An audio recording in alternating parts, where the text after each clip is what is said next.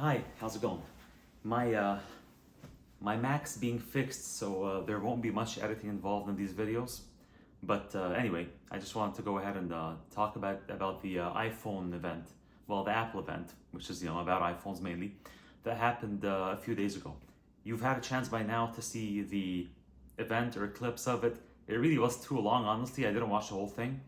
But if you look at The Verge's video, if I recall correctly, it was pretty decent in terms of the coverage it provided. And it was like a summary that was probably over 60 minutes long. So I made some notes here that's why I have this.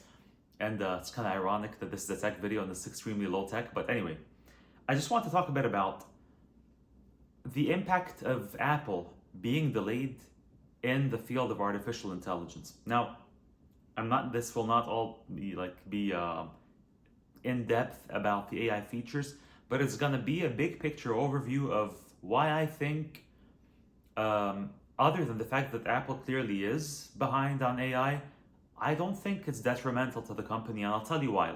Hear out my case. First off, things are going to be rolled out later.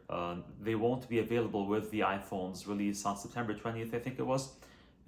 Features are going to start rolling out in October, and it's not going to be all of them, and they're going to be part of a beta test that is going to be available on the iPhone 15 Pro and all iPhone 16s in most regions except for the EU.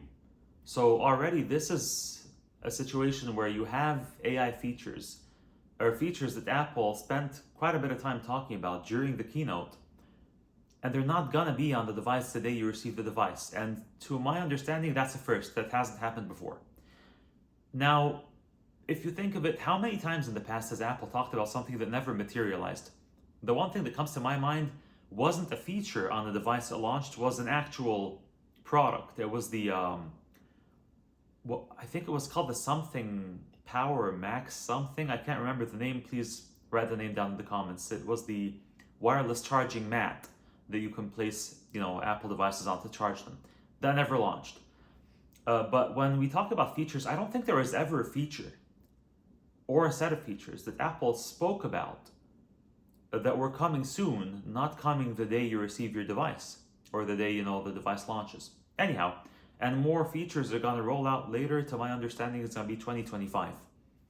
That's a clear signal that they're behind on AI.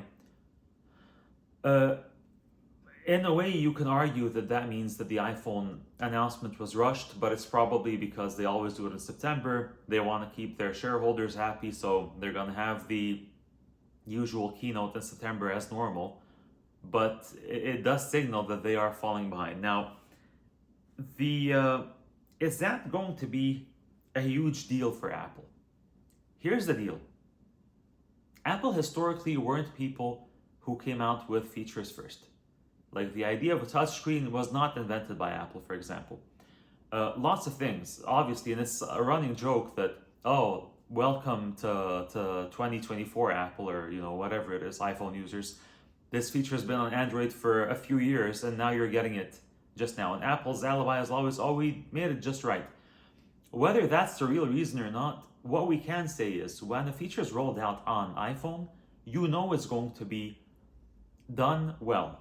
Are there bumps along the road? Have there been fails in general with Apple devices? Yeah, Bendgate with the iPhone 6. Mistakes happen, bumps along the road do happen, but at the end of the day, it doesn't mean that the device is a subpar device. In fact, in terms of overall quality, being a closed ecosystem, Apple devices are phenomenal. So the quality of the device isn't impacted by the fact that they're late with AI features. That's one thing. The other thing is, even if they're delayed, look at what Apple's already released. So you already have, with something like the Apple Watch, aside from the iPhone, you have A-Fib detection. You have the AirPods that's getting the hearing test that got the FDA clearance. That's valuable. So it's not just like a Pixel phone where, look what you can do with the photos, which is still cool.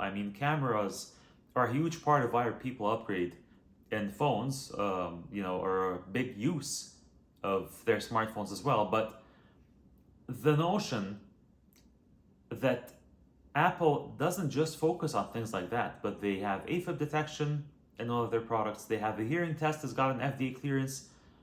It's not just that they're on the AI bandwagon. They're also focused on developing features. I'm not saying that these features are AI specifically, but I'm just talking about the fact that they focus on the value for the consumer. When you look at the AI bandwagon that Apple has finally jumped on, I think they did that because they feel they're falling behind. I don't know if they're fully convinced by the stuff that they're releasing, like the Gen emojis or whatever. Like, they don't even look like Apple emojis. They may have some parts of the aesthetic down, but they don't feel like they're Apple grade emojis, if you think of it. But everyone's doing them, or I don't know if someone else did that specifically, but you get the idea. They're jumping on the bandwagon. The whole we're going to use AI based on your calendar and traffic and blah blah blah to tell you if you're going to be late for a meeting or not. Yeah, that's fine.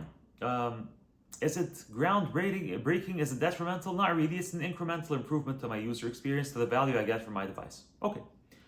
Stuff like, oh, I'm going to help you write a letter. Okay, I mean, they're doing some of the things that other companies have done as well.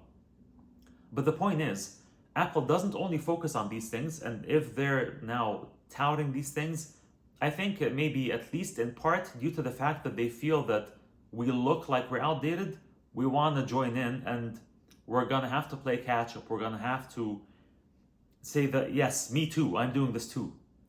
But Apple focuses on value. It's not just about the advancement in technology that they're going to present to you. Even if it's not very valuable, they focus on value as well.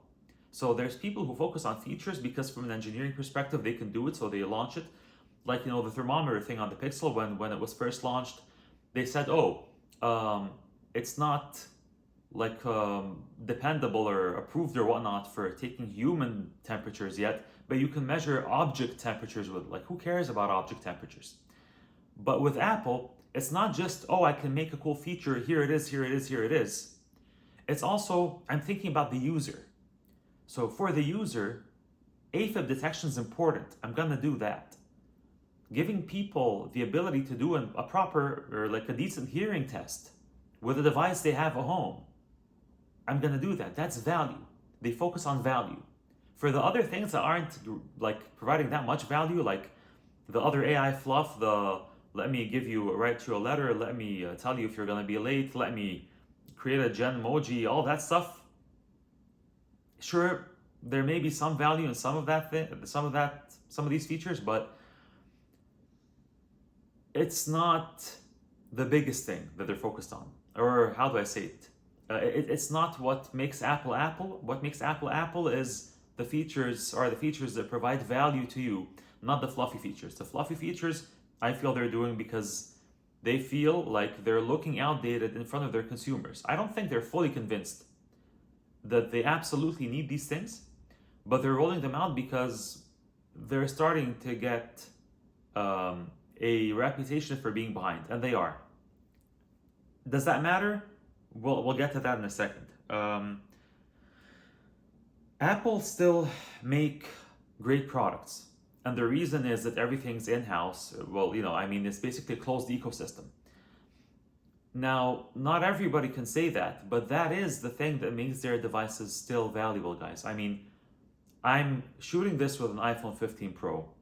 I have a really old iPad that I'm using now because I turned in my MacBook Pro for fixing last night. I have some hairline screen fractures, like the studio light fell on it. That kind of stuff is going on, and the MagSafe logic board may need to be replaced. Not a great testament for quality, but anyway, in that regard. What I want to say is, generally speaking, and if something's fragile, doesn't necessarily mean it's low quality. Maybe it's just because it's, that goes down the rabbit hole. Anyway, the devices are built well. They last. The functionality, the basic functionality that you want from an iPhone is going to be delivered exceptionally well. So Apple still has that. If you remember when Steve Jobs was kicked out of Apple, maybe in the Stanford commencement speech, he was saying that something like, yeah, I got kicked out of Apple, I lost everything, but then I realized that I still love what I do. So he picked himself up and went on to found the next company or whatnot. So likewise, if Apple has fallen behind a bit in artificial intelligence, they're gonna pick themselves. Like they basically, just like Steve Jobs still loved what he did, Apple is still good at the core thing that people depend and rely on their devices for. Solid devices that last a long time, that deliver features cleanly and well, and you can rely on them. And it's a refined, polished final experience, and it's a sturdy device that you can rely on.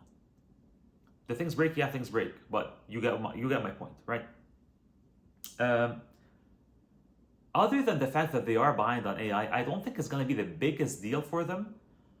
Not because AI doesn't have the potential of blowing up, it does advance exponentially and whatnot, and then maybe something unbelievable is going to happen in terms of AI's capabilities, and maybe all of a sudden it's going to be so impactful and so useful and so important that every company has to have really advanced AI, and if they don't, they'll just fall off the edge of a cliff. But in tech, not everything that these companies have are made by them. Like Google bought YouTube, they didn't found it. Elon Musk bought Tesla, he didn't found it. These companies brought them to where they are now. Elon brought Tesla to where it is now. Google made YouTube what it is now, but they didn't come up with the idea, they didn't found it. Likewise, if Apple is behind on AI now, other than the partnership with OpenAI, they may buy a startup in the future. The idea of being behind on AI is a bit tricky, I understand, because there's models that need to be trained, training takes time, so some things are time sensitive. True.